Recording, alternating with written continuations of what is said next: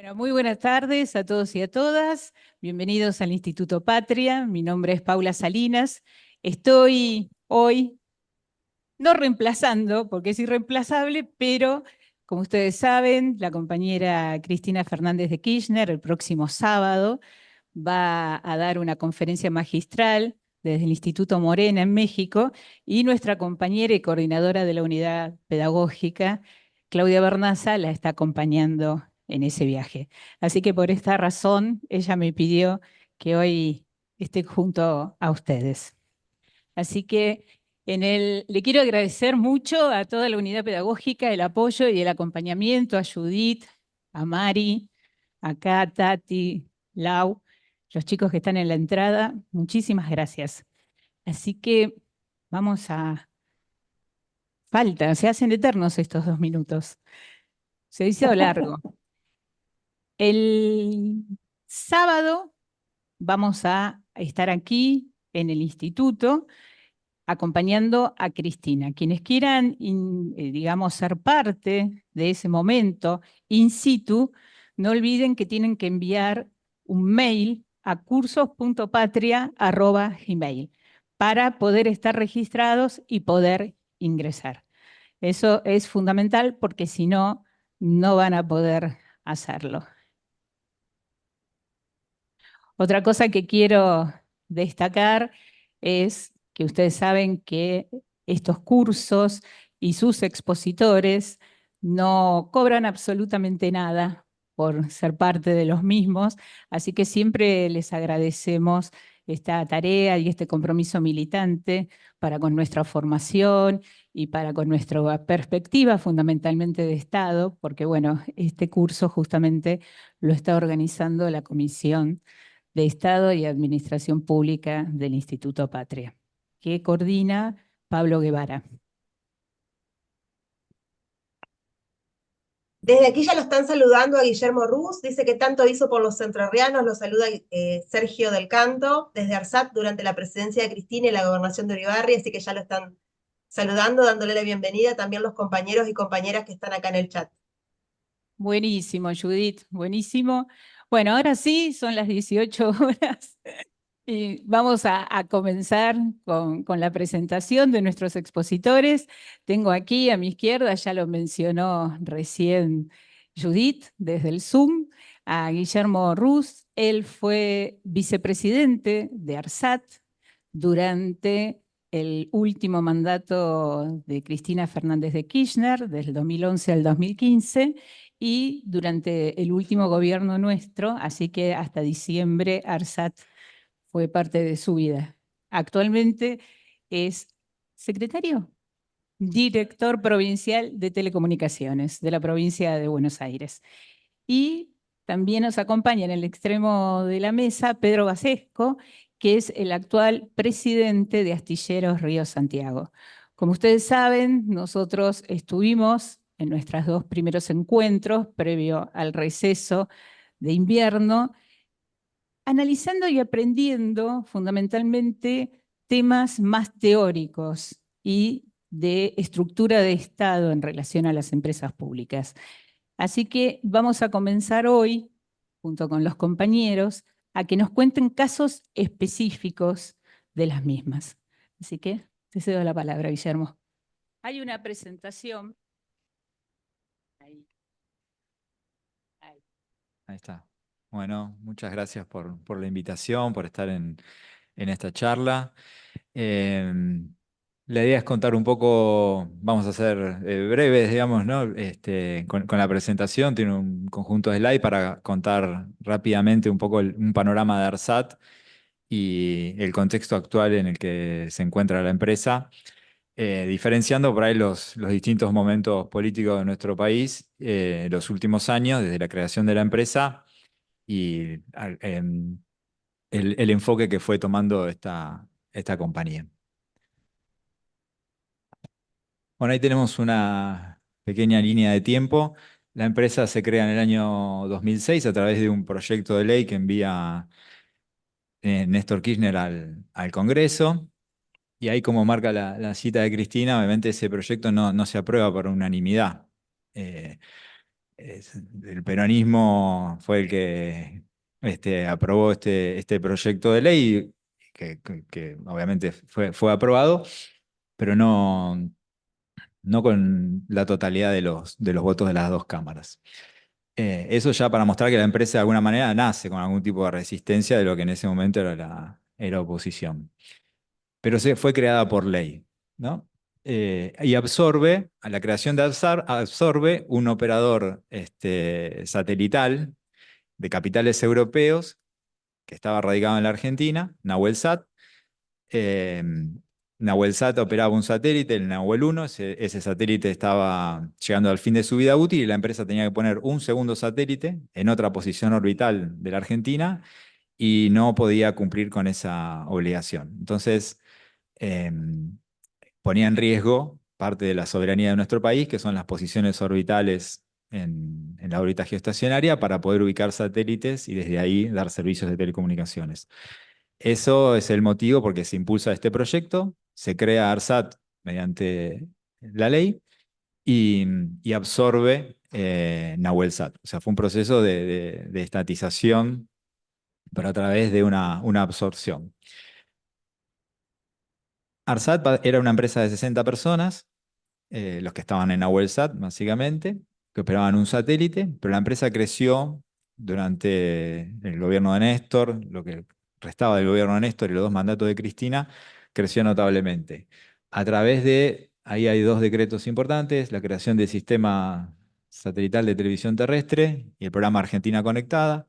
A partir del primero se despliega toda la plataforma de televisión digital y a partir del segundo la red de fibra óptica que atraviesa todas las provincias de nuestro país, y el Centro Nacional de Datos, que está ubicado en Benavides, en la provincia de Buenos Aires, donde está la sede de la empresa, y el telepuerto desde donde se comandan también los satélites.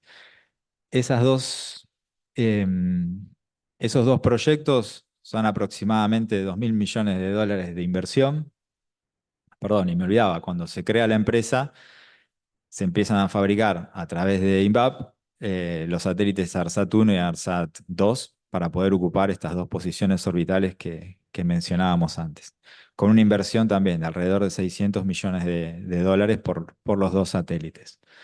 Entonces, hay un marco normativo importante por ley, hay decretos y hay una inversión considerable. Toda esa inversión y todo ese impulso político tiene un hito muy importante con el lanzamiento de ARSAT 1 en 2014. O sea, tuvieron que pasar 8 años para poder materializar, ¿no? Toda esta política.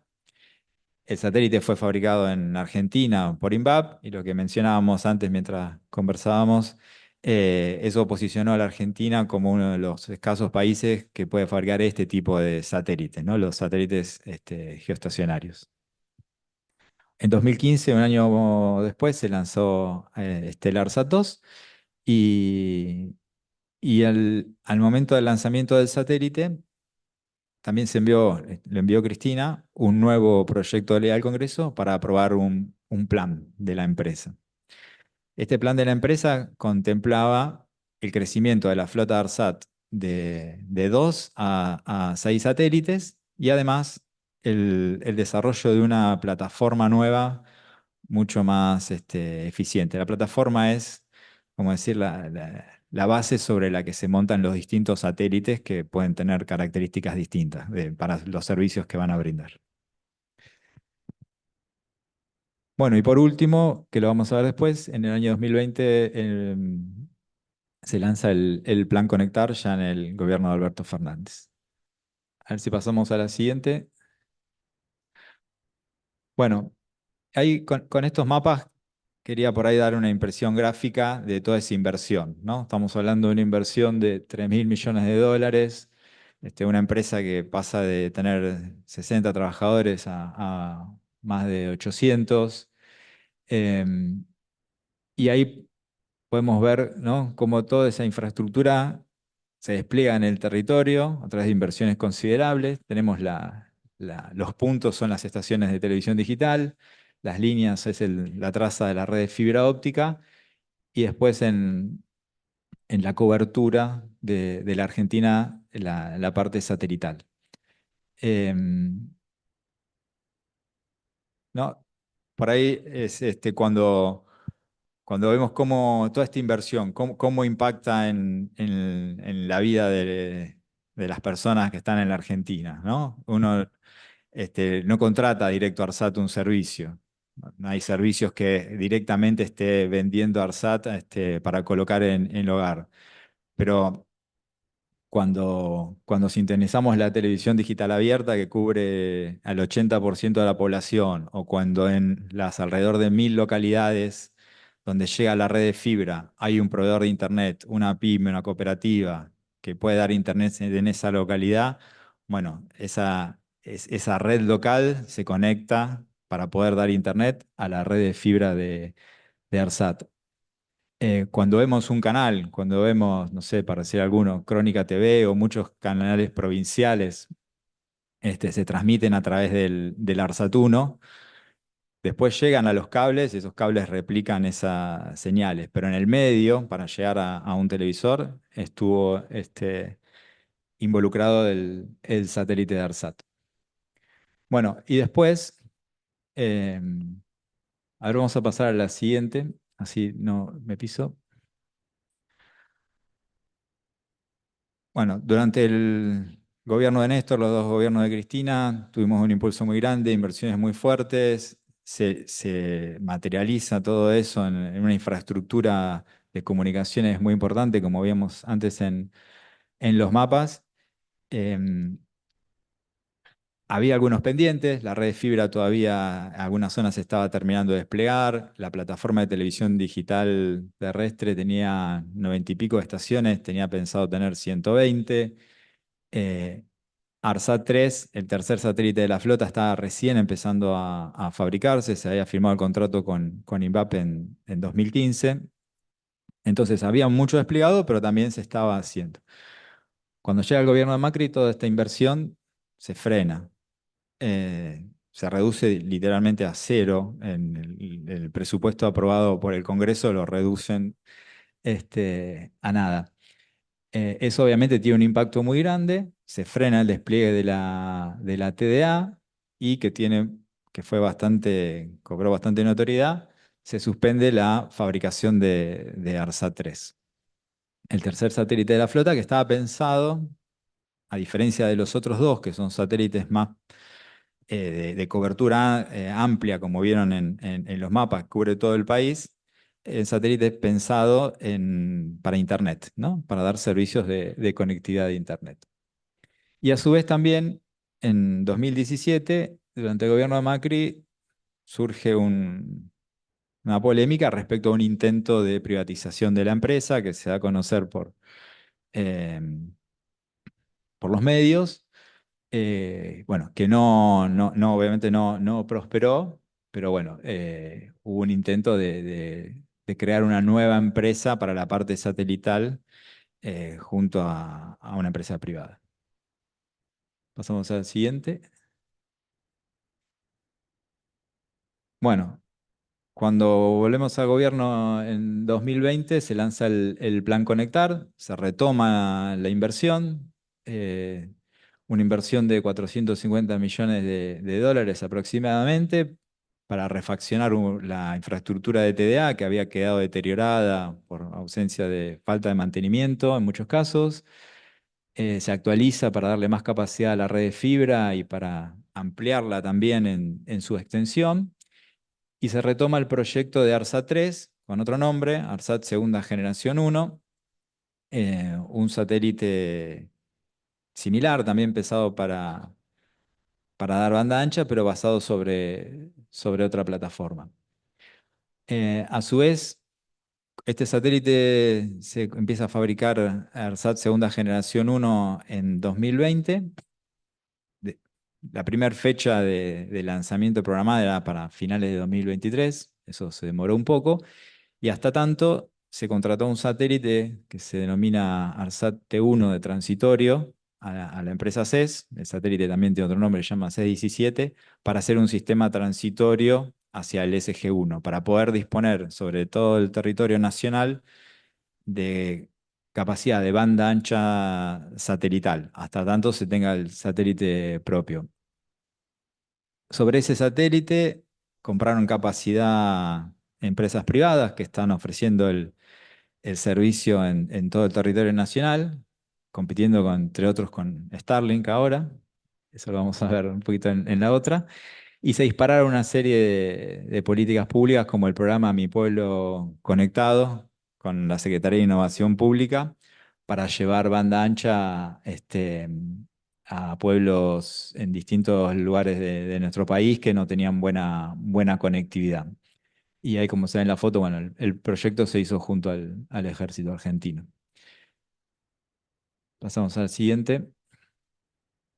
Bueno, obviamente con el gobierno de Milei volvemos a tener un freno en las inversiones de ARSAT, ya con un esquema distinto. Ahí había puesto las fotos antes, me olvidé de mencionarlo, de Macri. Macri se sacó una foto en INVAP, Macri fue a la CONADE a mostrarse con el cohete, con el tronador atrás, como que al menos en la imagen quería transmitir un apoyo a ese tipo de iniciativas. En lo concreto, no había apoyo a esas iniciativas porque no hubo financiamiento para el cohete, se suspendió ARSAT 3, pero eso no lo decía. Estamos en un caso totalmente contrario ahora, directamente es explícito. O sea, Starlink, una de las empresas de los Musk, compite directamente con los servicios de ARSAT y el presidente se muestra promocionándolo, ¿no? Entonces estamos en un escenario distinto, muy complejo, que creo que va a ser bastante. ARSAT se va a encontrar una serie de limitaciones importantes para poder llevar adelante sus actividades comerciales. Obviamente hubo una apertura de cielos, eso quiere decir que se relajaron todas las condiciones para que satélites extranjeros vengan a brindar servicios de conectividad en nuestro país. Y bueno, y afloró también problemas gremiales que actualmente están en curso dentro de la empresa por atraso en el pago de salarios. Bueno, con esto quería hacer rápido por ahí una pasada por lo que es ARSAT y las principales características o proyectos que hubo en los distintos momentos. No quería entrar en conclusiones o consideraciones porque eso me parece por ahí está bueno construirlo en conjunto. Muchas gracias, Guillermo. Quiero recordarles a quienes están aquí, especialmente a quienes vienen por primera vez o vinieron especialmente a este encuentro, que al finalizar la exposición Pedro, vamos a tener un momento de preguntas, que era justamente a lo que recién hacía alusión Guillermo. Así que, Pedro, te cedo la palabra.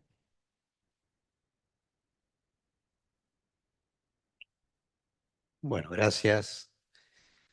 Buenas tardes y bueno, un agradecimiento al instituto que nos permite dialogar sobre estos temas, ¿no? Y poder intercambiar un poco las miradas. Bueno, me parece que fue muy oportuno lo de presentación de todo el desarrollo que nuestro país, tanto en la gestión de Néstor y Cristina, y se pudo hacer con ARSAC, ¿no? Todo este modelo de desarrollo del Estado presente y implementando una inversión importante y desarrollando una estrategia. A mí me toca un poco hablar de lo que por ahí estando en la función de Astillero Río Santiago, sería un sector industrial ligado a prácticas industriales que tienen que ver más con la mitad del siglo XX y no con el siglo XXI. Entonces, en todo caso, ahí el debate es un poco cuál es la situación, básicamente. Después también qué se puede hacer, ¿no? Y con qué mirada enfrentamos el tema, ¿no? Entonces, en primer lugar, creo que lo que hay que decir claramente, que nuestro país en su historia tuvo varias etapas de intento de desarrollo soberano y de autonomía en el aspecto productivo y tecnológico, ¿no? Si queremos irnos a lo más antiguo, lo primero es Fray Luis Beltrán con la construcción de todos los elementos necesarios para el traspaso de los Andes y hacer la campaña de liberación, ¿no? Pero después si nos venimos para acá hay diferentes ejemplos, no es mi intención meternos en eso, simplemente decir que han existido. Y a principios del siglo XX, las cuestiones que tenían que ver con desarrollar alguna autonomía en algunas cuestiones, bueno, petróleo, Mosconi, General Sabio, la parte metalúrgica y la necesidad de que había en ese aspecto. Y seguramente habrá otras cosas, otras cuestiones más que podríamos nombrar y decir.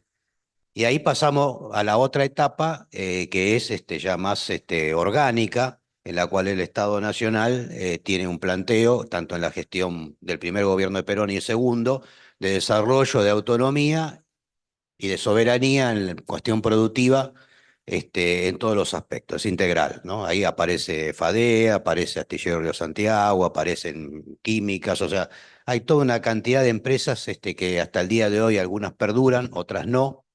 Pero bueno, que ese fue un momento clave, que tenía que ver con un contexto geopolítico.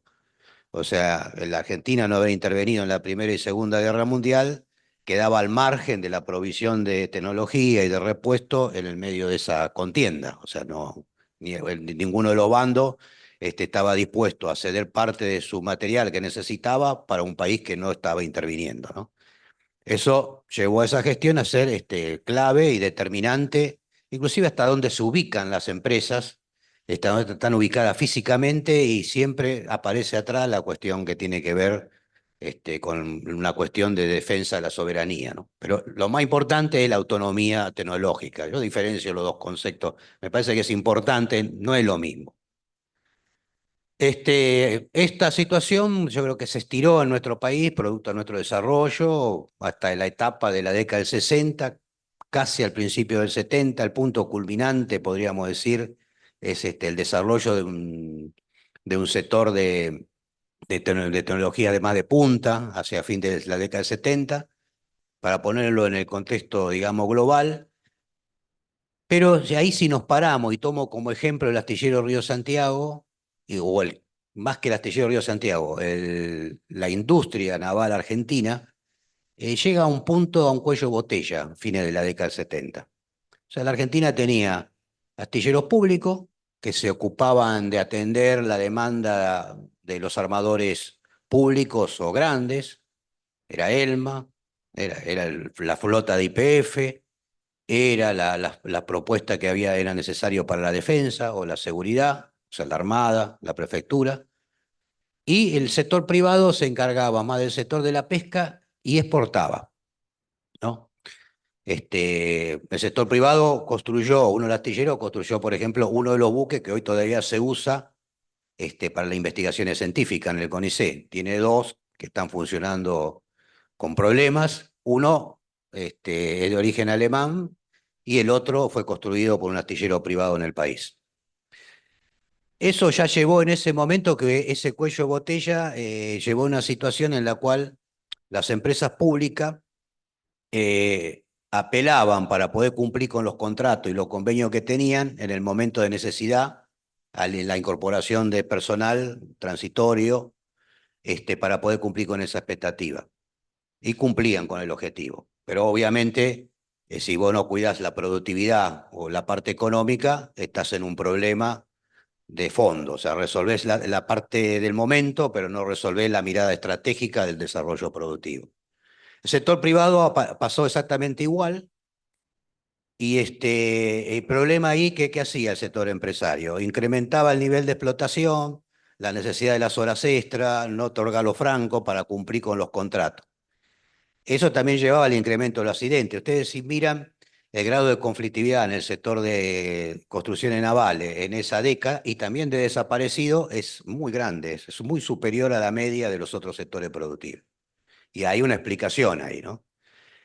Ahí yo personalmente, esto es una cuestión personal, nunca se abordó este tema, o sea, siempre se trató de buscar en la década subsiguiente que el problema en todo caso estaba solo radicado no en el modelo productivo que se tenía, sino si era la componente pública, la componente privada y bueno, cómo se manejaba esa situación. Esto me parece que es importante para poder enmarcar un poco lo que estamos tratando de hacer en este momento en el astillero Río Santiago y en el sector. Un segundo tema tiene que ver con la cuestión geopolítica, para poder individualizar si tenemos una oportunidad, ¿no? En el contexto anterior estaba claro, Argentina un país importante, un gobierno nacional y popular que quería desarrollar soberanía y autonomía, y había un espacio para hacerlo. Y lo hizo. Obviamente después los otros sabemos que lo que ha pasado con diferentes interrupciones de la democracia, cambio de política, oscilaciones en la estrategia general, eso lo sabemos todo, pero hasta ese momento estaba claro hacia dónde había que ir y cómo. Entonces, ¿el modelo cuál era? Era un astillero que podía construir de 0 a 100%, o sea, hacía de todo. Y eso valía también, lo conversaba un poco al ingreso, también valía como ejemplo para otras industrias típicas del momento. O sea, si era una fábrica de cubierta tenía que hacer todas las medidas, si era un auto tenía que hacer todas las partes del auto, ¿no? Bueno, ese es otro tema importante, porque también por ahí en nuestra etapa nos ha introducido en un debate no correcto sobre el tema.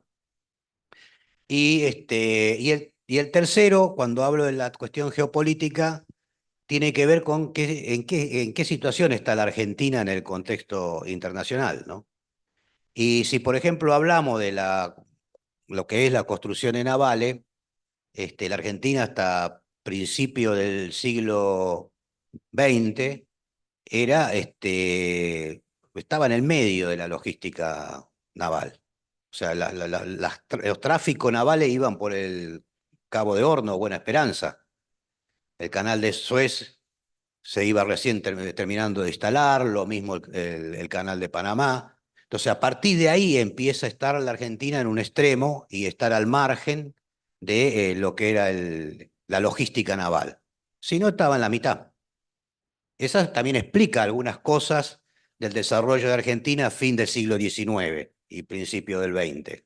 Digo, no es producto de la casualidad, sino de una ubicación estratégica. No es solamente proveedor de materias primas para el centro del sistema económico, sino que también había otra razón de peso que hacía que si uno va al sur, a Santa Cruz, se encuentra en instalaciones antiguas de las estancias, productos que no había en Buenos Aires, y sí había o en Londres o en París. Entonces, ¿esto qué lleva? Que nosotros tenemos que analizar cuál es la situación para adelante. Bien, acá hago un paréntesis, porque bueno, quiero explicar un poco la situación del astillero y la industria naval, que en las gestiones de nuestro gobierno se fue intentando recuperar con diferentes iniciativas el sector. Fue muy complicado, porque ahí hay un problema. O sea, si, no sé, algunos que tienen más años se acuerdan que en algún momento Cavallo había planteado algo contra el sector automotriz y una movilización del EMATA y del sector metalúrgico y de todo el sector empresarial enorme en Plaza de Mayo, determinó que al otro día Cavallo no tuviera en el Ministerio de Economía. Porque una cosa es hacer una iniciativa política contra un sector que representa 10.000 personas contra otro sector que representa 300.000. Entonces, el complejo automotriz obviamente tenía mucho más capacidad de movilización, de presencia y de lobby que la cuestión de la construcción naval. Entonces, ahí también hay otro tema que en la jerga del sector de construcciones navales se dice el astillero, madre de industria, que potencia todo, pero el problema es que en la construcción de herramientas productivas no alcanzan las etiquetas, ¿no? Hay que mostrar que esa propuesta tiene un resultado económico, tiene un resultado desde el punto de vista de la productividad, tiene y cumple con eficiencia los objetivos para los cuales está desarrollándose. Y ahí es donde viene el tema. Por eso empecé con lo de la década del 70, porque ese sistema productivo que nosotros tenemos, que es un sistema consolidado en la mayoría de las empresas públicas, cumplían todos estos objetivos a mitad del siglo XX, pero no en la década del 70. Cuando nosotros pretendimos encarar por diferentes situaciones con las mismas recetas, bueno, ahí estábamos en un problema, ¿no? En todas las áreas y en todos los sectores, salvo los sectores que ya eran un salto, iban a la frontera del desarrollo, como es la cuestión de las telecomunicaciones, porque ahí estábamos empezando desde cero, como en todo caso se habrá iniciado al principio del desarrollo industrial nuestro.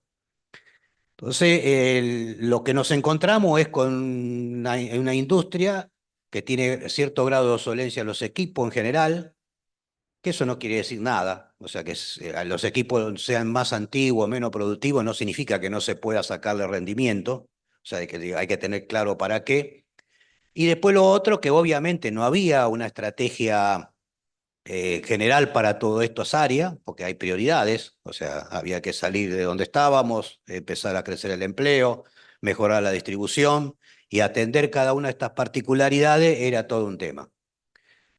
Pero ahí me parece que es importante destacar que lo que no nos faltó fue un trabajo asociativo entre las empresas públicas, una complementación y una cooperación con el sector privado, y obviamente para eso hay que desarrollar muchas horas de conversación e interrelación, y ahí viene el problema de, bueno, recuperar la confianza, ¿no? En cada lugar. Entonces, una de las cosas que me encontré en el astillero Río Santiago fue justamente que más importante que demandar tener una línea presupuestaria para hacer determinadas cosas era cómo el astillero recupera la imagen y la confianza de que cumple con los tiempos, que cumple con los trabajos y se sigue adelante. Por supuesto, con la calidad del trabajo, y eso creo que es general para todas las empresas públicas, fabricaciones militares, las empresas que querramos ver, en cuanto a la calidad técnica y la capacidad del personal, en eso casi no hay discusión en ningún lado. El problema está en los valores que se quiere cobrar lo que se produce y los tiempos, ¿no? que se quiere entregar. Ahí está el problema. Y no es, o sea, no alcanza con decir que somos buenos y que somos capaces y lo podemos hacer. Digo, hay que todo eso complementarlo con los otros dos aspectos. Y ahí viene un poco el tema. Yo me encontré personalmente cuando ingresé con un debate en el tema que, bueno, la demanda era cómo, estando en nuestra gestión a nivel nacional, se bajaban presupuestos para hacer determinadas embarcaciones, que está bien, por supuesto que estoy absolutamente de acuerdo, ¿no? Podríamos habernos planteado varios objetivos a cumplir. En el medio, digo, hubo dos medidas importantes. Uno es lo que tiene que ver con el FONDET en el Ministerio de Defensa, que eso permitió empezar a desarrollar diferentes cuestiones, pero eso también estuvo limitado porque había tantas urgencias y tantas necesidades que proponerse construir equipos de envergadura terminaba quedando como, primero había que resolver el uniforme, las cosas básicas, instalaciones mínimas, y entonces esto quedaba en base a limitaciones presupuestarias para el después, ya va a haber el momento. Se implementó en la ley de presupuesto en la cuestión de ciencia y tecnología un porcentaje importante y se necesitan ahí las embarcaciones para la cuestión de investigación científica, pero bueno, eso, cambio de gobierno, de vuelta a cambio de gobierno, ha limitado la posibilidad de poderlo desarrollar. Y otro tema que fue interesante es la cuestión de la hipoteca naval, que se implementó para el sector que funcionaba, que es el sector de la pesca, que genera divisa, pero estaba limitado a embarcaciones de no más de 45 metros de lora. No estaba pensado para hacer granelero ni para hacer embarcaciones de transporte de hidrocarburos o otro tipo de portacontenedores, que es importante. O sea, no estaba pensado para eso, sino que estaba pensado para el sector privado, los astilleros de Mar del Plata, y enfocado a un sector que tenía divisa para poder pagar. Entonces, el desafío que nos estamos planteando en esta etapa es que si mañana nos enfrenta y hay en la frente a Mar del Plata hay un resultado positivo en el offshore. Entonces, hay estudios que nos ponen limitaciones, pero ahí tenemos una oportunidad entre el sector privado y el sector público. El astillero es una infraestructura importante que está casi inactiva y que hay que hacerla producir. Tenemos un Estado Nacional que no va a poner recursos, tenemos limitaciones en la provincia de Buenos Aires, que es el dueño, hay otras prioridades.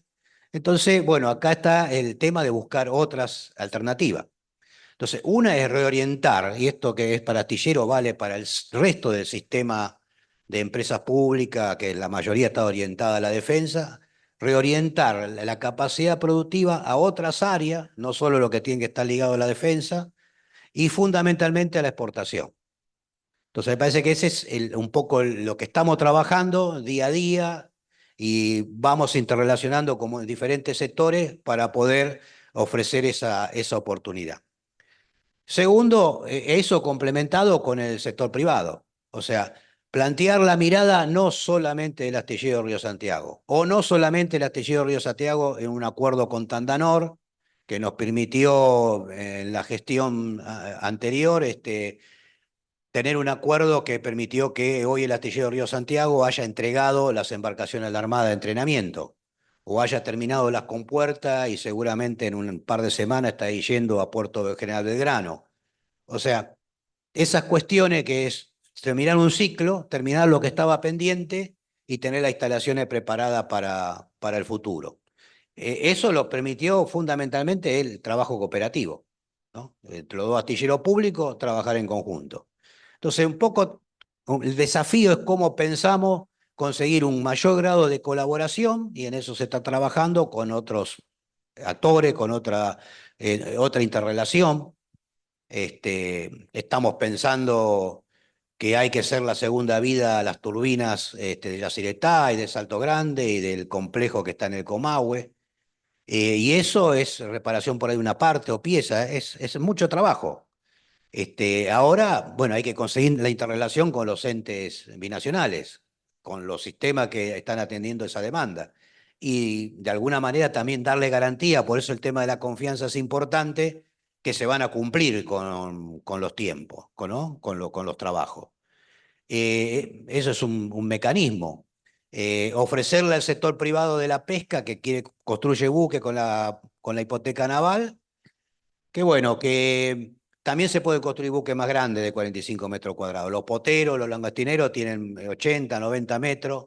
No se puede hacer en los astilleros privados que están porque tienen menos capacidad, pero sí se puede hacer en Río Santiago, se puede hacer en Tandanor. Bueno, ahí hay que trabajar en conjunto y ofrecer esas capacidades y bueno, y compartir el trabajo con el otro sector para hacer el desafío. Y la otra es la diversificación. Hoy ningún astillero en el mundo, y esto vale también para el resto de las empresas, hace una sola cosa. O sea, trata de tener varias unidades de negocio e invertir en diferentes áreas. Lo hemos visto, me parece que hay interesante, hay que salvar la distancia de que, bueno, la cuestión de las empresas públicas en España, después tuvieron el respaldo de la Unión Europea y hubo financiación. Dejando un poquito eso de lado, pero la cuestión y la propuesta organizativa que hicieron, hoy por ejemplo Navantia, que tiene 3 polos de desarrollo en el Ferrol, en Cartagena y en Cádiz, se termina siendo un complejo que motoriza primero la innovación en ciencia y tecnología en el entorno con todo el complejo universitario de investigación en los lugares donde está focalizado. O sea, tiene un clúster tecnológico en cada lugar. Segundo, el desarrollo de todos los proveedores para alimentar esa propuesta. Y arriba de las empresas públicas hay un organismo que es el que maneja desde el Ministerio de Economía los recursos para aplicarlo después a cada empresa es autónoma, pero a la vez está bajo una estructura que el Estado Nacional determina cuáles son los lineamientos, ¿no? Entonces, funciona. Y una enorme negociación con el sindicato, Comisión Obrera, UGT en esos casos, para adelantar y hacer las transformaciones que fueron necesarias. Entonces nosotros también tenemos que ir en esto, porque en general ahí hay un debate. O sea, los que trabajan en los lugares de empresas públicas no son los dueños, son los trabajadores y tienen también responsabilidades, ¿no? Pero el dueño es el Estado nacional o provincial. Entonces me parece que ese es un tema también. O sea, la mirada corporativa, que es válida para defender salario, derecho, etcétera, pero no es válida para defender cuál es el programa que una empresa tiene que desarrollar o llevar adelante, ¿no? Esto puedo decirlo por mi origen gremial, fundamentalmente. Entonces, no es que estoy hablando con una mirada empresaria, sino que o de funcionario, sino que te lo estoy diciendo como militante político y gremial comprometido con mi país y que de alguna manera hay cosas que hay que hacerlas como corresponde hacerlas, no de otra manera. Entonces, el gran desafío es eso y obviamente también eso engarzarlo con la cuestión del intercambio a nivel regional con empresas públicas, en el caso que las haya, y si no buscar asociados, pero digamos, trabajar en conjunto. O sea, pensemos solo esto, si el offshore que está frente a Mar del Plata se desarrolla, en el peor de los casos necesita 44 embarcaciones en 10 años, y en el mejor de los casos 200. Hoy, como está toda la situación, nadie piensa que se puede hacer esa provisión en el país.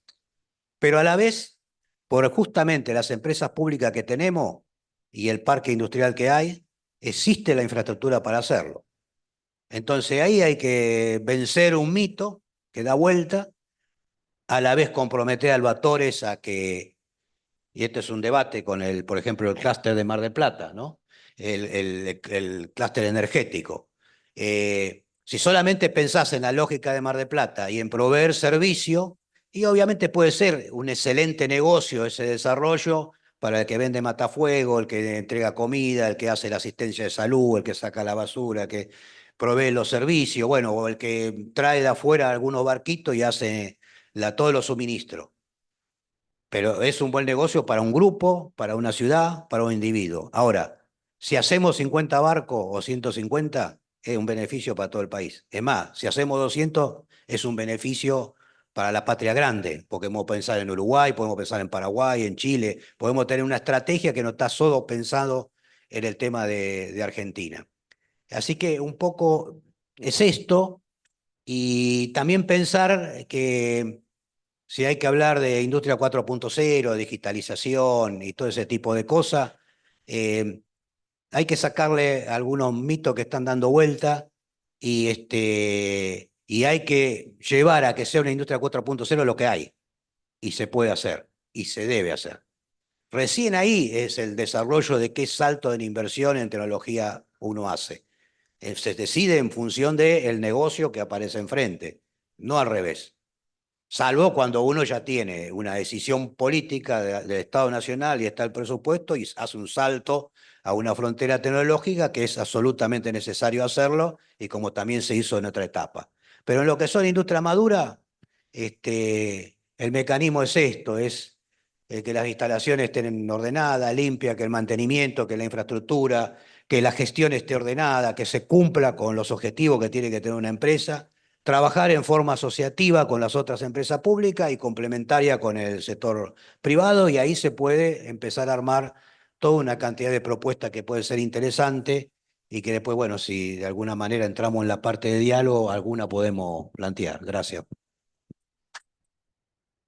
Muchas gracias, Pedro.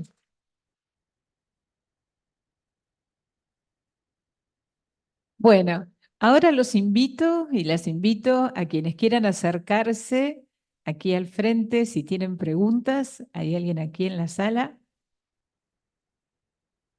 Ahí, vos ahí tenés, Julián, ¿no? Ahí, Julián.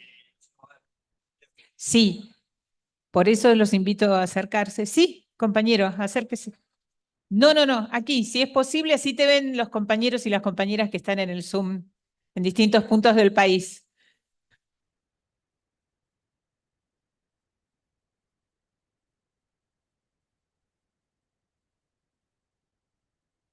Gracias, Arsat. Seguramente, ¿no? Hola, hola, ¿me escuchan? Sí. Sí, compañero, presentate. Bueno, mi nombre es Eduardo Castro, soy parte de lo que es el Movimiento Nacional Ferroviario. Bueno, esto es lo que están tratando, es muy importante, y mi pregunta es por el tema de astilleros.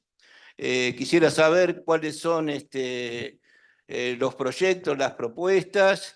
Quisiera saber las gestiones que están haciendo para producir barcos, para producir una industria naviera como la que tuvimos en los 90, que, bueno, que fue desarticulada. Y bueno, es importantísimo de que también el tema, la industria naval para la defensa, ¿no? ¿Qué posibilidades hay de que se hagan los proyectos de los barcos de asalto que se están saliendo por los medios de comunicación que dicen que necesitamos 2 barcos de asalto, como el San José, por ejemplo? Y bueno, ¿y qué posibilidad hay de que se puedan fabricar también los submarinos, ¿no? Porque bueno, lo que yo tenía entendido, lo que tengo entendido que los mejores proyectos se los dan a Tandanor, ¿no? Y yo creo que mejor astillero que Río Santiago creo que no hay. Muchas gracias.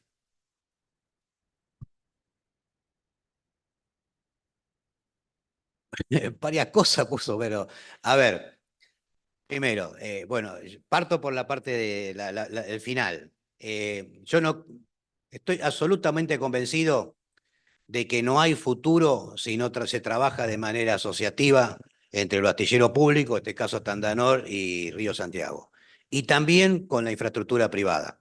No hay forma de enfrentar, o sea, la demanda que hay, la construcción de navales a nivel global tiene un crecimiento de 3.5 hasta el 2035. Porque a partir del 2035 ningún buque que tenga más de 25 años podrá circular por los mares por cuestiones ambientales. El 94% de la construcción naval se realiza en Asia. Y de ese 94%, en 44% es en China. Ahí hay una oportunidad, o sea, hay una decisión geopolítica, creo que todos somos conscientes de lo que está pasando en Europa Oriental. Hay una decisión geopolítica que es antes de ese conflicto, en la cual hay una decisión de determinados sectores de la economía en Europa y América del Norte de deslocalizar producción de China. ¿Eso que lleva? Que hay un nicho. Ahora, esa producción que se deslocaliza de ahí puede volver algo a Estados Unidos, como pasó, el fenómeno Trump, puso 35% de arancel a las cubiertas y a los autos, o sea, de alguna manera, por algo, un sector de la clase obrera de Estados Unidos lo votó. En Europa también está esa situación. Ahora, esa necesidad de volcar producción a otro lado puede ir a cualquier otro sitio. Entonces ahí nosotros tenemos una oportunidad. La oportunidad está ahí.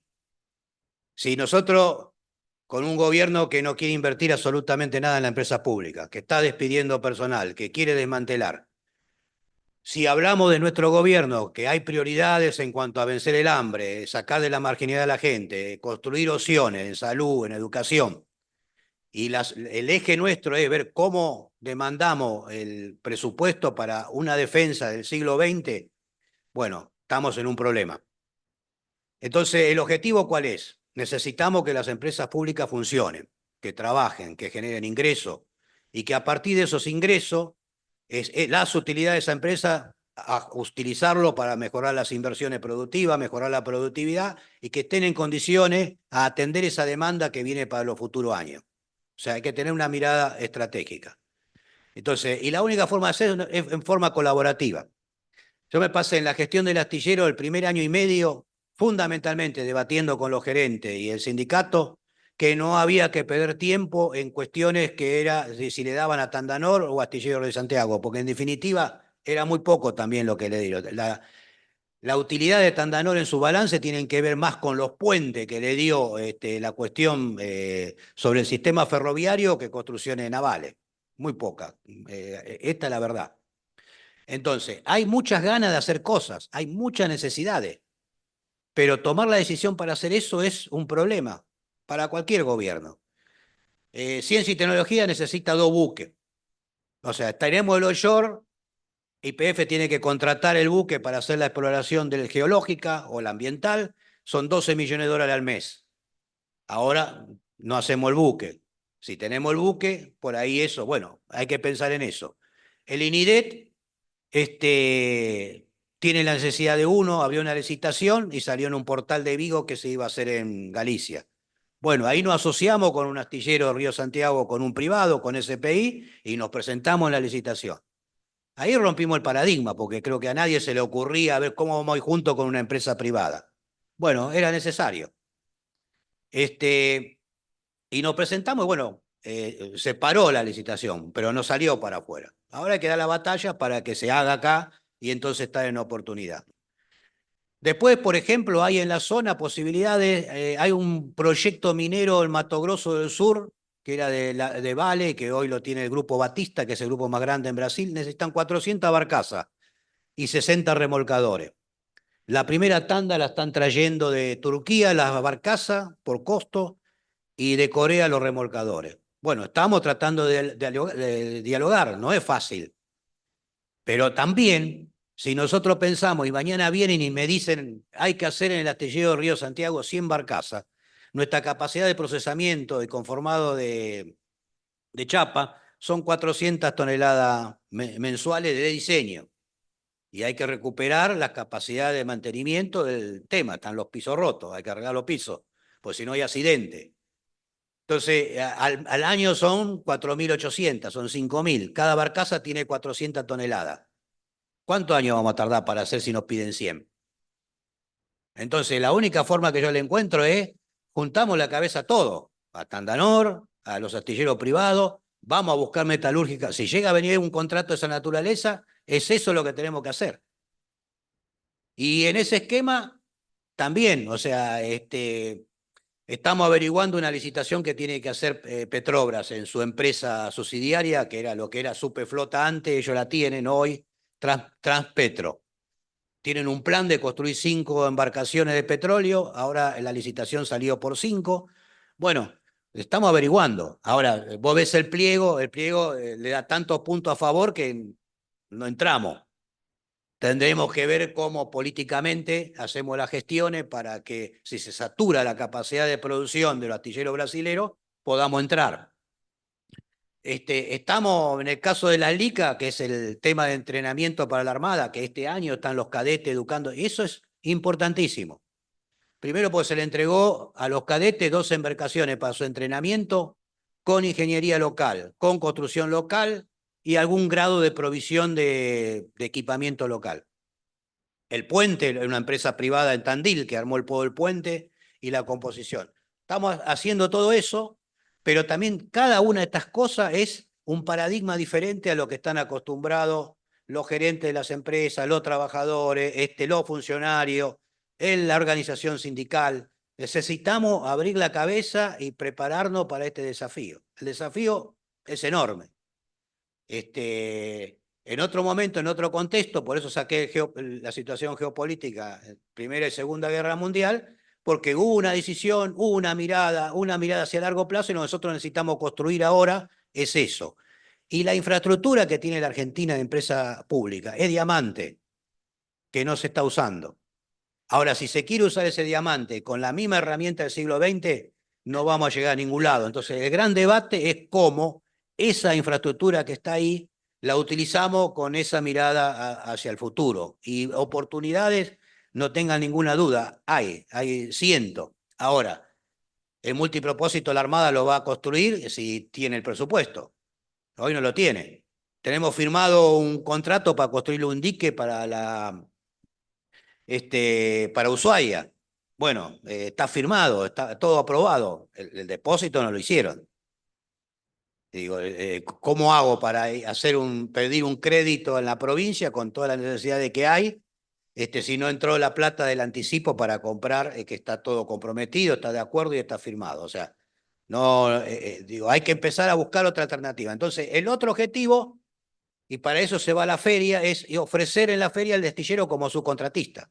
Está en zona franca, y los astilleros europeos empiezan a estar saturados por esto que dije políticamente, la demanda que empieza a crecer. Bueno, nosotros vamos. Ahora, tenemos que ofrecerle, si quiere construir una parte de un casco, si quiere hacer el alistamiento, si hay que hacer reparaciones de envergadura, y lo estamos haciendo, y bueno, estamos abriendo ese canal, que también es una opción nueva. O sea, la situación se quedaba un poco el manejo, la gestión, en el pedido y en la demanda al gobierno nacional, a los presupuestos de la diferente área, pero este camino se está explorando recién en este momento y ahora, ¿no? Que es la posibilidad de que astilleros internacionales, excedido en su capacidad de trabajo, nos contraten y nos subcontraten para hacer diferentes cosas.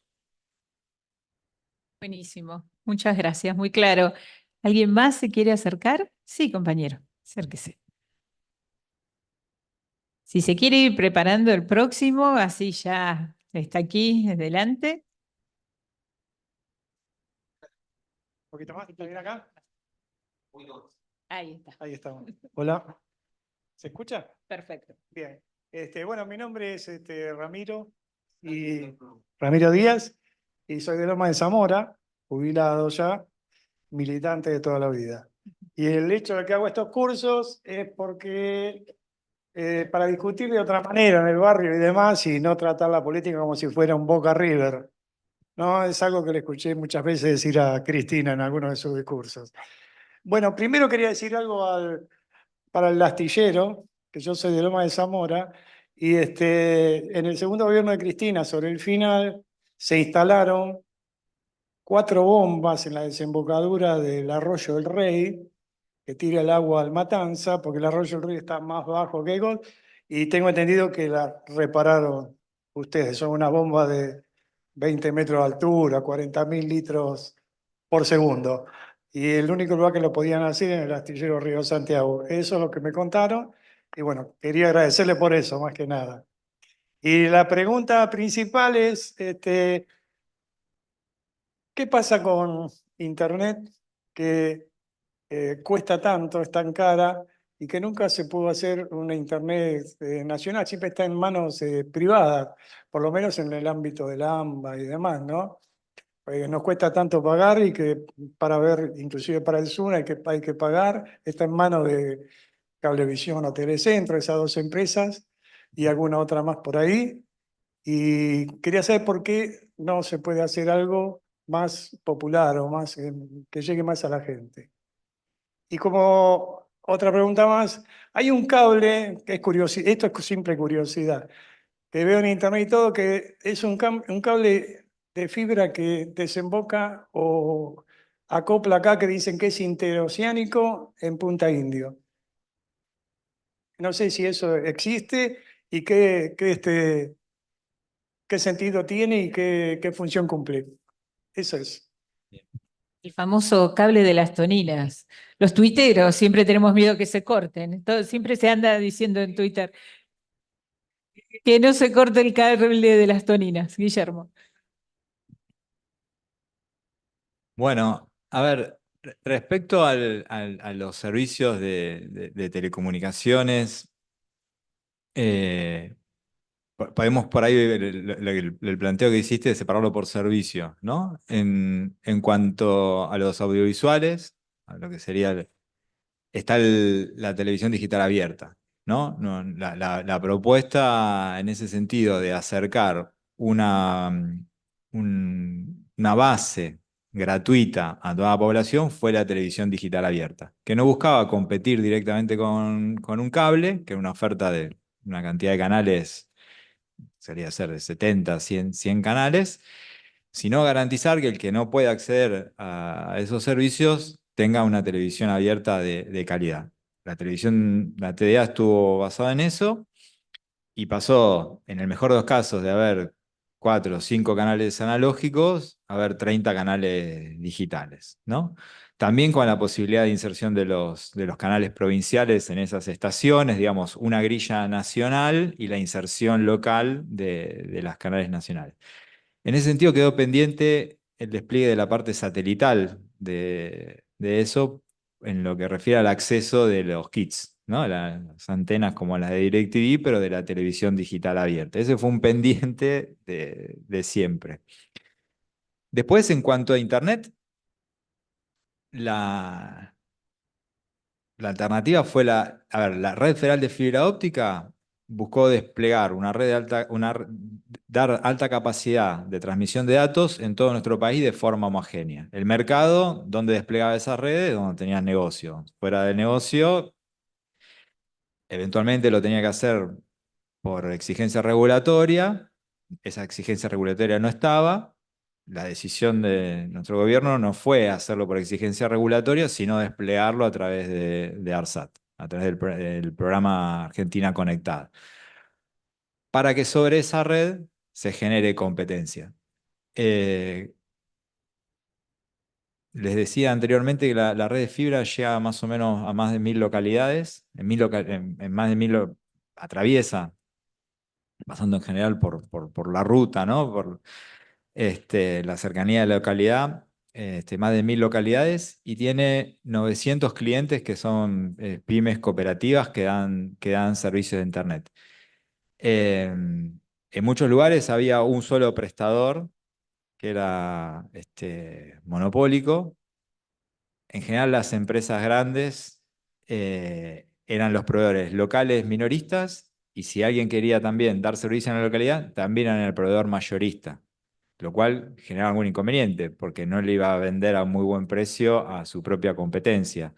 Entonces, el despegue de la red de fibra, además de llegar a localidades donde no había redes de alta capacidad, donde sí las había, también generó una alternativa para que haya mayor competencia, ¿no? Entonces, bueno, ese es la propuesta para generar servicios de calidad y accesibles en cuanto a Internet. En lo que refiere a la parte móvil, bueno, ese es un punto donde hubo una serie de iniciativas que nunca llegaron a prosperar, digamos, ¿no? Eh, es un mercado complejo ese también. En este momento está maduro, digamos, no crece la cantidad de abonados. Yo creo que en ese sentido, esto es una opinión particular, así como conversando en esto, lo que habría que encontrar la forma es de, digamos, materia regulatoria o de alguna otra alternativa de que determinados servicios sean de acceso libre, digamos, ¿no? Las personas no podríamos estar desconectadas, para decirlo de alguna forma, ¿no? Que la mensajería o el acceso a determinados sitios pueda funcionar más allá de que uno tenga o no tenga saldo. Yo creo que ese por ahí es uno de los pendientes o una de las cosas que se pueden avanzar. Muchas gracias. ¿Alguien más se quiere acercar?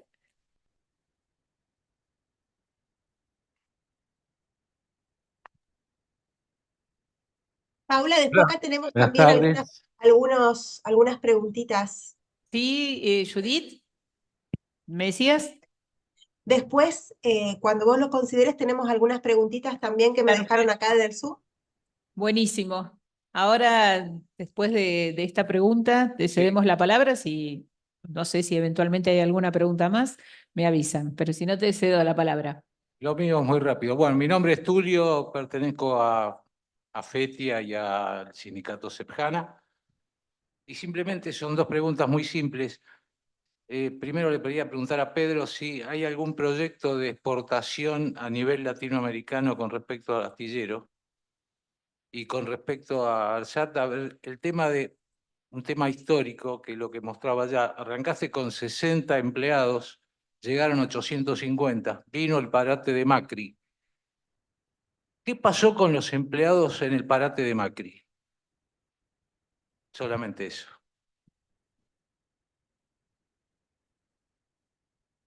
Gracias.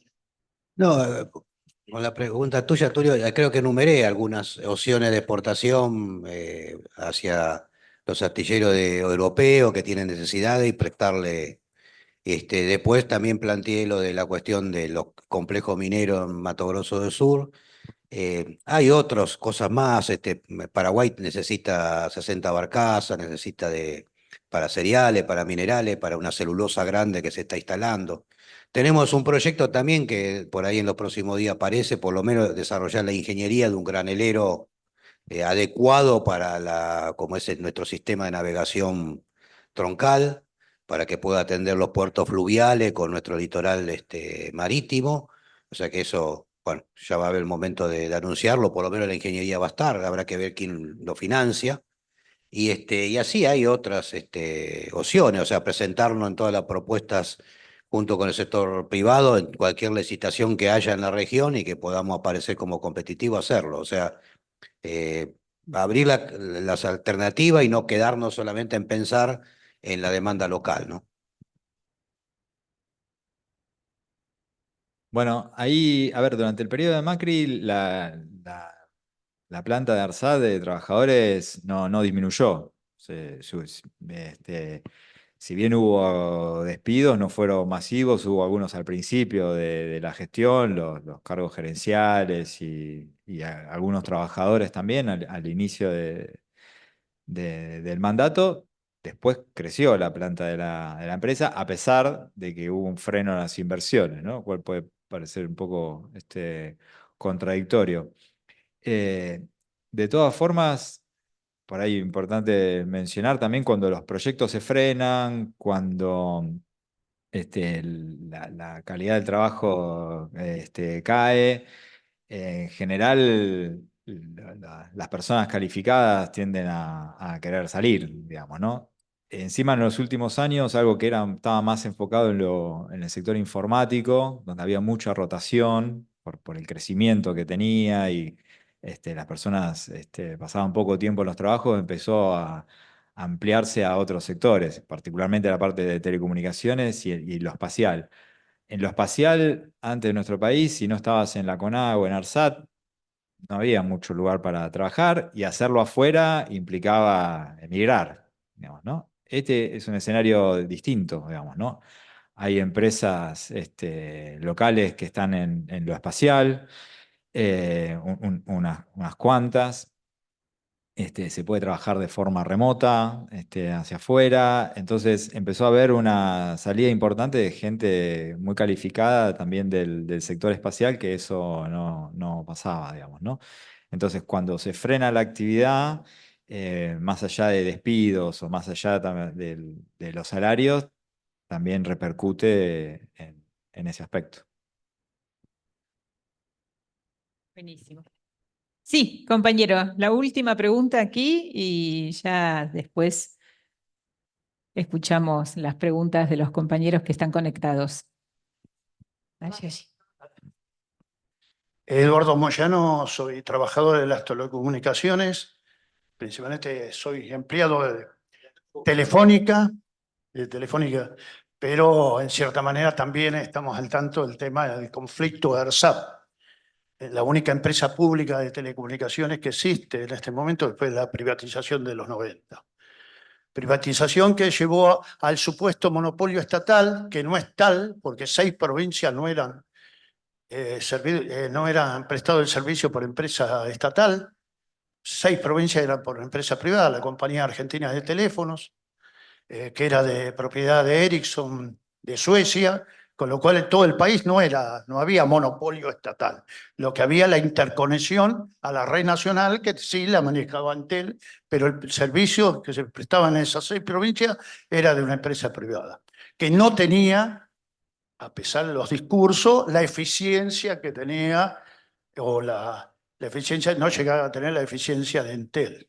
Con lo cual a eso un poco desmonta toda la historia, ¿no? La inversión. El sector de las telecomunicaciones. La Sí, pregunta. no. Yo quiero, más que pregunta, por lo que planteó. No, Bueno, discúlpeme, es un espacio de preguntas. No estoy exponiendo, la pregunta es, no, porque somos muchos y solamente faltan los esto, compañeros Centra, de Zoom. porque quería dar una opinión, pero la pregunta es, que en este marco de competencia, tanto ARSA como se va a poder desarrollar, yo creo que no, pero en este marco de competencia, cómo está delineado el modelo de prestación de servicios, creo que hay dificultades para una empresa pública de desarrollarse. Nada más. Muchísimas gracias. Bueno, no, ahí la posibilidad de desarrollarse de ARSAT creo que habría que separar dos cosas, ¿no? Por un lado, la infraestructura nacional, la red de fibra, la plataforma de televisión digital, el centro de datos, son infraestructuras que ya están desplegadas, van a ser utilizadas. Vimos un poco durante el gobierno de Macri, esa infraestructura se utilizó. Hay que mirar los modelos de negocio, como contaba Pedro recién, no importa, es un poco el cómo también de cómo se gestiona comercialmente toda esa infraestructura. Hay una complejidad en eso, hay recambio tecnológico permanente, hay que generar recursos a través de las ventas para poder reinvertir y actualizar la tecnología. Y después está la otra parte, que es en cuanto a las capacidades nacionales de desarrollar tecnología, en particular la espacial, ¿no? La fabricación de nuestros satélites, que no la hace ARSAT puntualmente. ARSAT opera los satélites, los fabrica INVAP, los diseña y los fabrica INVAP. Pero INVAP puede venderle satélites a cualquiera en el mundo, pero hasta el momento vendió 4, uno se dejó de hacer, se volvió sobre el mismo, serían 3 en total. Hasta el momento el único que le compra esos satélites es ARSAT.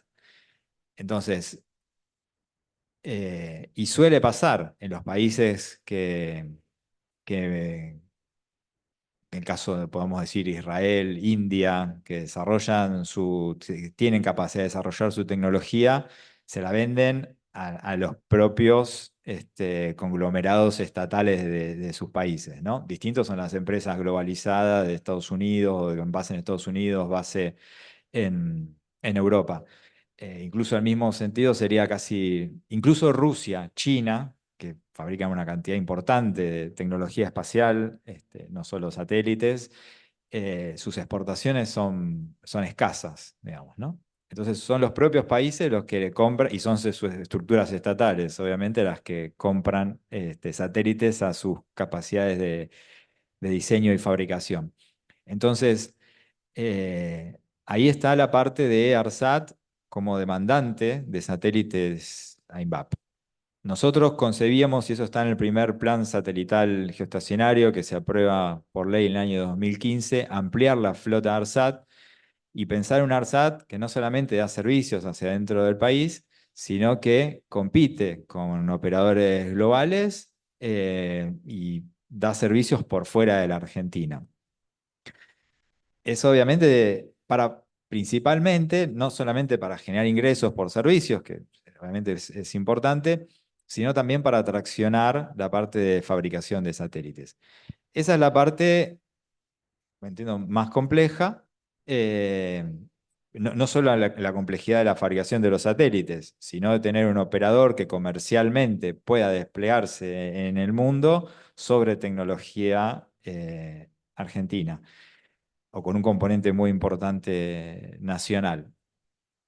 Eso requiere continuidad, y eso es lo que vimos que con los cambios a estos proyectos políticos neoliberales, tanto en el periodo de Macri como actualmente, se corta y se resiente esa posibilidad de desarrollar tecnología. Y es cada vez más difícil.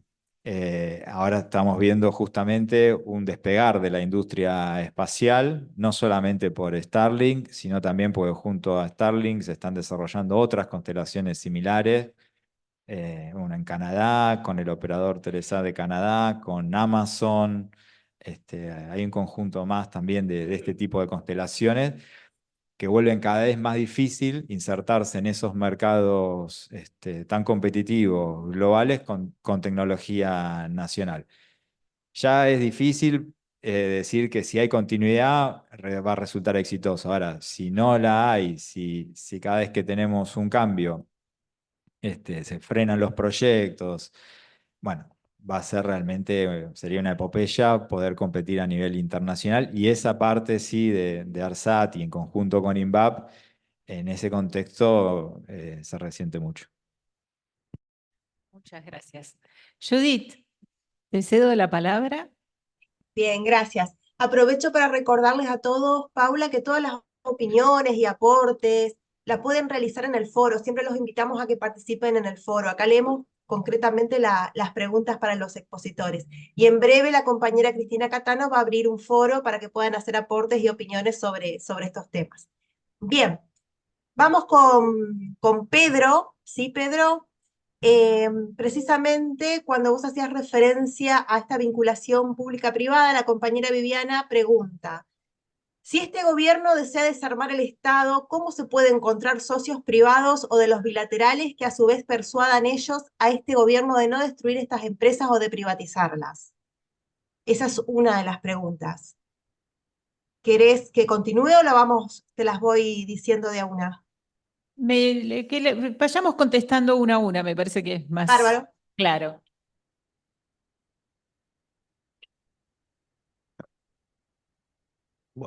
Me parece que es como una carrera contra el reloj, ¿no? O sea, tenemos que en un muy corto tiempo mostrar este resultado con alguna de estas cuestiones.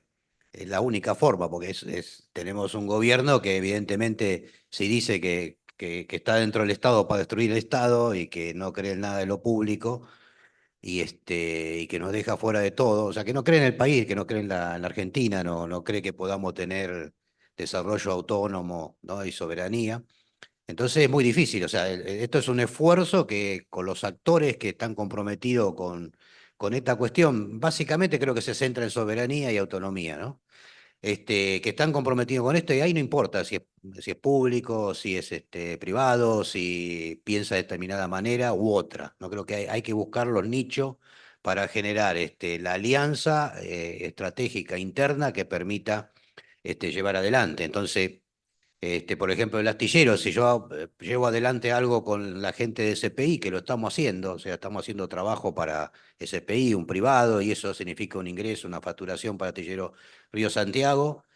También lo tengo que hacer con Contesi, que construyó 5 pesqueros el año pasado, tiene una posición contraria a nosotros, creyó que este gobierno iba, pero mi obligación como funcionario y también a la conducción de la empresa es generar negocio con este sector para que también se sienta comprometido a que si mañana vamos a ir a discutir si construimos barco en el tema del hoyoro o no, lo tenga de aliado y no en la vereda de enfrente. Entonces es la única forma, es lo mismo que cuando se entregaron las LICA, la relación con la Armada es importante porque hay que conseguir que ese sector, que todos sabemos que en su mayoría tiene una mirada predeterminada, pero los barcos lo necesitan. Y si de alguna manera mostramos que se hizo, que está, vamos a poder emprender otros desafíos más importantes. Me parece que el camino es ese. No hay un camino sencillo y fácil. Y esa relación también me permitió en una visita a Puerto General Belgrano, el que estaba encargado, que era una persona que estaba muy comprometida con este proyecto de las embarcaciones de entrenamiento, estaba allá y ahí mismo en ese momento me hizo una reunión con la gente de INVAC. ¿Por qué? Porque estaban queriendo hacer una remodelación de las 360, que son las fragatas que son más importantes que tiene la Marina, y bueno, estaban pensando en la realización, hacerla con INVAC. Ahora, para hacer el resto de los trabajos se necesita el astillero.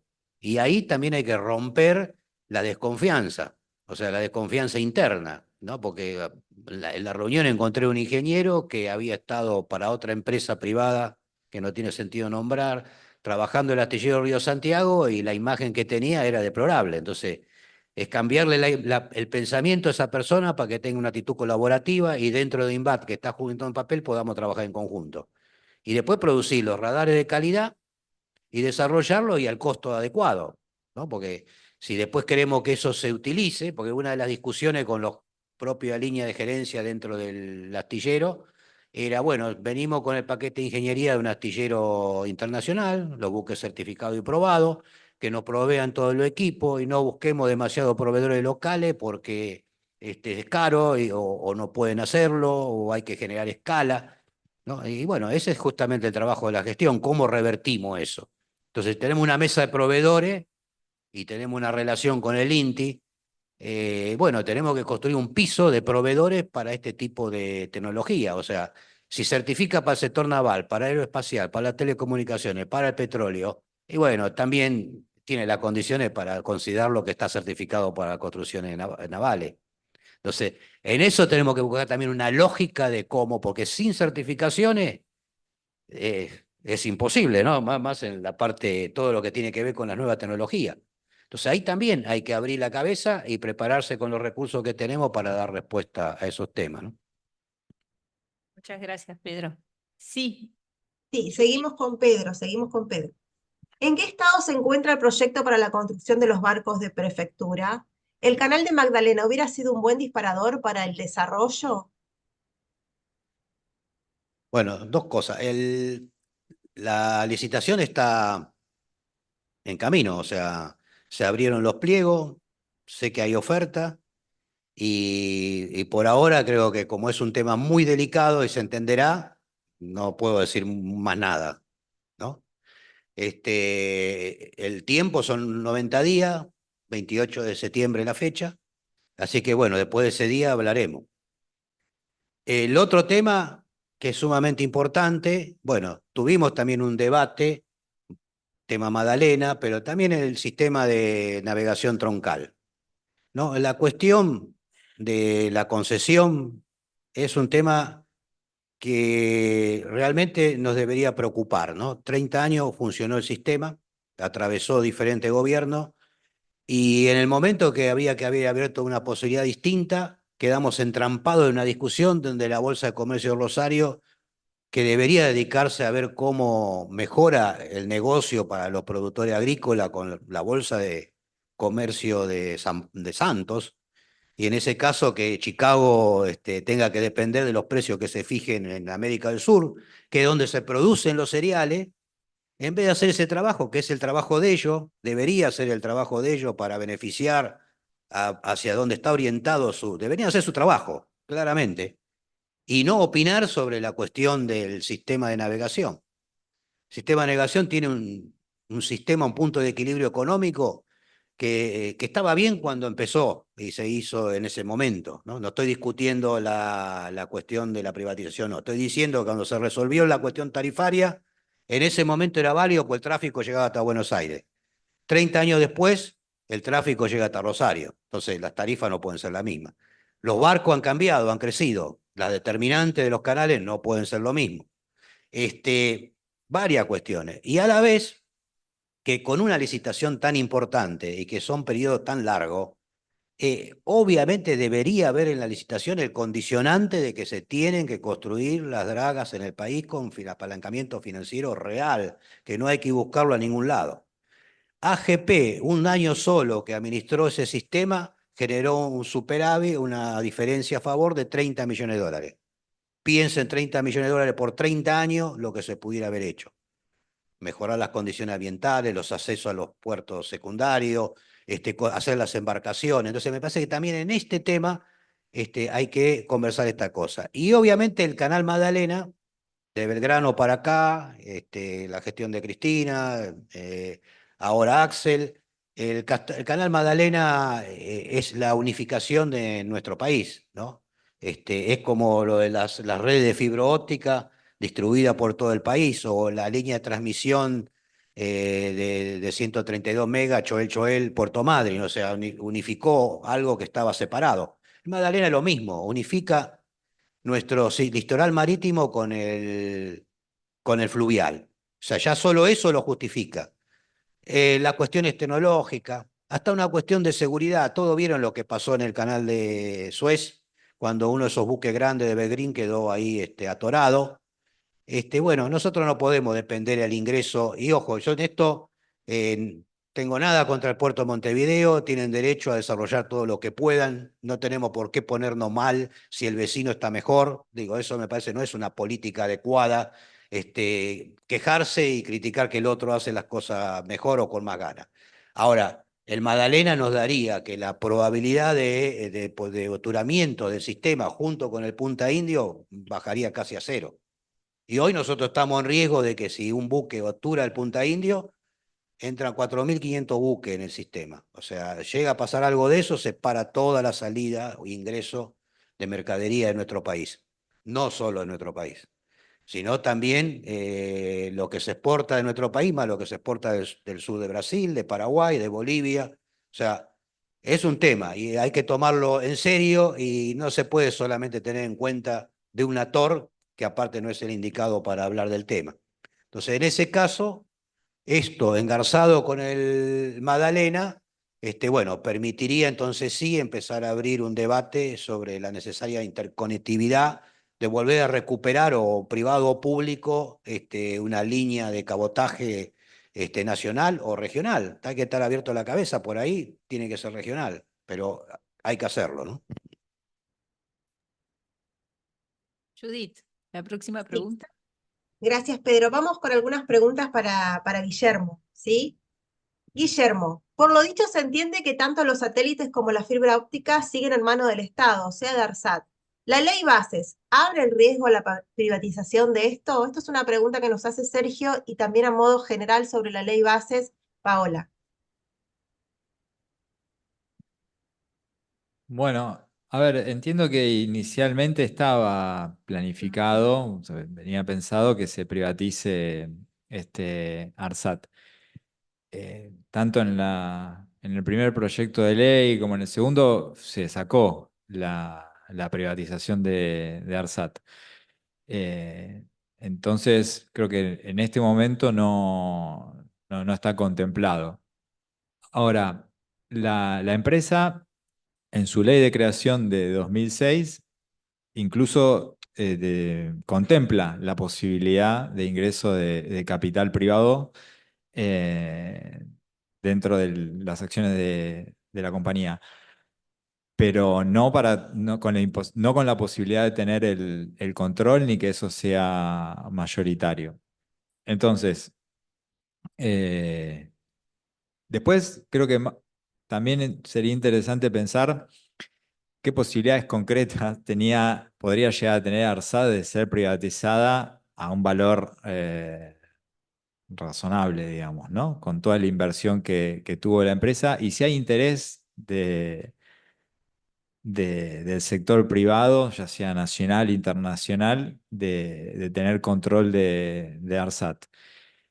Puede depender un poco de cada una de las áreas, pero por ejemplo, la parte del centro de datos que le da servicio al propio Estado Nacional, no parece en principio muy atractivo para la inversión privada. En el caso de los satélites, en el contexto de despliegue de Starlink, con el presidente promocionando incluso a Starlink, o sea, promociona la competencia, pero quiere vender la empresa propia. No queda muy claro a quién se la puede llegar a vender en ese sentido. Entonces, ¿quién puede llegar a querer comprar algo cuando está promocionando la competencia? Entonces, yo creo que también ahí hay un aspecto ideológico atrasado en cuanto a los mercados globales, a cuanto al rol del Estado. En muchos países del mundo comenzaron a surgir operadores estatales como en el caso de ARSAT, para desarrollar tecnología. Antes mencionábamos cuáles son los países que tienen capacidad de desarrollar este tipo de satélites. De satélites de comunicaciones, muchos son estatales, lo que decíamos antes, India, hay componentes estatales muy fuertes en Japón, en Israel. Entonces, pero bueno, volviendo a la pregunta, no está en este momento no está dentro de lo privatizable, lo que intentan privatizar, al menos de forma prioritaria, y después creo que está el punto de que no veo que sea materializable eso. Muchas gracias, Guillermo. Judith, ¿hay Sí, otra? otra más para Guillermo y después ya cerramos por acá. Durante la década ganada se hablaba de crear una empresa pública proveedora de Internet y de celular. En otro contexto peronista, ¿será posible desde ARSAT, pensando también en agregar competencia al mercado casi monopólico que hay?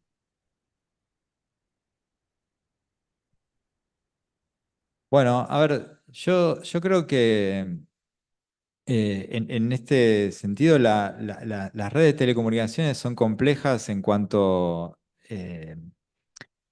a que tender mucha infraestructura en paralelo de distintos operadores en una etapa donde los mercados ya están maduros, donde la cantidad de abonados de Internet o de la televisión no crecen significativamente año tras año. eh, puede no ser viable, digamos, ¿no? Sí está el foco en que haya una mayor competencia o haya mayores alternativas para que la población pueda acceder a los servicios eh, con precios accesibles y con servicios que sean gratuitos, como mencionábamos antes, ¿no? La televisión digital abierta para el audiovisual, que eso sea, que la posibilidad de acceder a la televisión digital abierta sea completa, con que decíamos antes, también falta el componente satelital, que el acceso a Internet, que ahora por ahí tal vez lo más importante es a través del móvil, no tanto Internet fija, el acceso a los dispositivos, ¿no? La mayor parte de la población tiene dispositivos celulares, no computadora, otro dispositivo para conectar. El móvil es muy importante, entonces tener conectividad a través del móvil cuando no podemos afrontar el pago del servicio, creo que ese es el punto, y eso no implicaría unas redes adicionales. Implicaría a través de regulación, implicaría tal vez alguna política de inclusión, de darle ese servicio a una determinada cantidad de población. Entonces, creo que esos son los aspectos más importantes.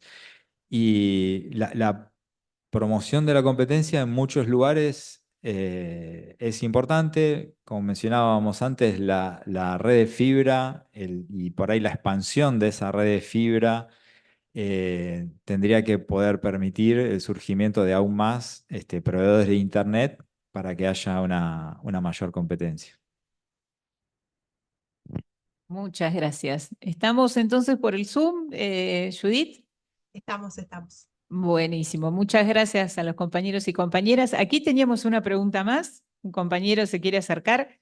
¿El micrófono lo tenés? Ah, lo tiene. Julián, te pedimos que te ubiques de tal modo que te puedan ver también quienes están conectados. Buenas, soy Matías Calnícar, estudiante de la UBA de Medicina. Quería preguntar si podías desarrollar un poquito más qué significa en materia de soberanía que tengamos un satélite y también, en especial, qué significa que otro país, en materia de soberanía, nos ponga un satélite en nuestros cielos. Nada más que eso. El mito fundacional de ARSAT. Bueno, a ver, tener la parte soberana respecto a los satélites, ¿no? La podemos dividir en dos, ¿no? Por un lado, tener el operador satelital, que es en este caso ARSAT, y por el otro, el que diseña y fabrica los satélites, que es INVAP. Hay una parte que está vinculada a tener trabajo de calidad, a tener valor agregado, ¿no? A disponer de empleos calificados, de tener capacidades industriales que permitan tener una mejor calidad de vida en nuestro país. Después hay otro aspecto que me parece también relevante respecto a eso, que está vinculado a vivir en un país que fabrica satélites, a uno que no lo puede hacer, hay una diferencia. Em, una vez escuché creo que es el director de la Agencia Espacial Europea, ¿no? Que decía que el principal objetivo que ellos tenían era despertar la curiosidad. La Agencia Espacial Europea tiene un montón de misiones, tiene un montón de objetivos de cambio climático, de desarrollo tecnológico, industrial, pero ponía el énfasis en la curiosidad, ¿no? En que en este caso los europeos sepan que pueden involucrarse en cosas complejas y poner su talento en descubrir cosas en el espacio exterior, en desarrollar tecnologías innovadoras, etc. Entonces creo que está también ese elemento no tan cuantificable, o al menos no en dinero, digamos, como importante. Después tenemos otro en relación a la soberanía, que es la capacidad y esto más vinculado a la parte de ARSAT, pero creo que también un poco vinculado a que los satélites sean fabricados en nuestro país, es que para un determinado tipo de aplicaciones, los servicios satelitales sean controlados desde nuestro país. En el caso de ARSAT, tiene servicio la Policía Federal, el Ejército Argentino, la Fuerza Aérea. Entonces, son tipos de servicios que obviamente podrían estar sobre un satélite extranjero, pero claramente para el tipo de aplicación que tiene, que sea un operador nacional, marca la diferencia. Y después hay otro aspecto, me parece, que está vinculado más a la inclusión social, que no requiere por ahí tener un operador en Argentina y tampoco requiere que los satélites sean argentinos, pero si al tener un operador y al tener un fabricante, la capacidad de pensar políticas de inclusión, entiendo yo, es superior. Ahí nosotros habíamos mostrado el programa Mi Pueblo Conectado, que habíamos desarrollado. También se instalaron antenas de televisión digital en escuelas, internet en escuelas. Hay un conjunto de programas que de no disponer de esas capacidades podrían pensarse y planificarse contratando los servicios a empresas privadas, pero al disponer de esas capacidades, la creatividad es superior, el compromiso es mayor y a su vez también, como mencionábamos antes, tener políticas de inclusión también realimenta las capacidades del operador y le da más volumen a la propia actividad. Buenísimo. ¿Alguien más quiere hacer alguna consulta, alguna pregunta? Si no, ya sí estaríamos cerrando este encuentro. Gracias, Pedro, gracias, Guillermo, fundamentalmente por transmitirnos las circunstancias, los desafíos y también las oportunidades de nuestras empresas públicas y darle sustancia a esto que decía el compañero, vengo para sostener buenas discusiones, porque cuando decimos la patria no se vende, está bueno también conocer qué significa esto, que no es simplemente una consigna dicha al azar.